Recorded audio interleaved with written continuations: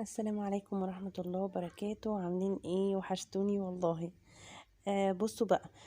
لو انت عندك القلاية فريش او عندك كينوود او عندك اي حاجة، طبعا هتلاحظي اللي هي قشرت صدت الحاجات دي كلها. تمام. لو انت عندك اللي هي حلة الرز، عارفين حلة الرز اللي هي الكهرباء اللي انا وريتها لكم دي في اول الفيديو، هتلاقوا فيها القطعة دي اللي هي اللي احنا بنحطها فوق الرز لما بيبقى في حاجات احنا عايزين نسويها ستيك على البخار، بيبقى فيها القطعة دي.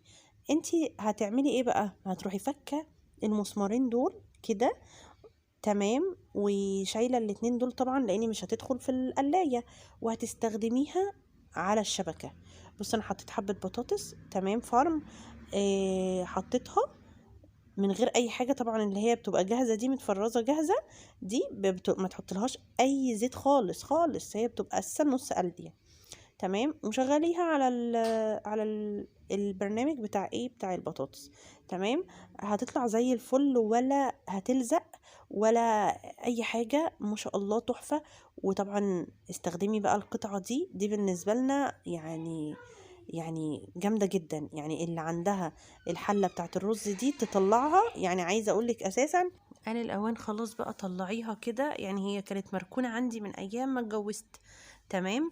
فطلعيها واستخدمي بقى القطعة دي، خرافة ما شاء الله. والسلام عليكم ورحمة الله وبركاته.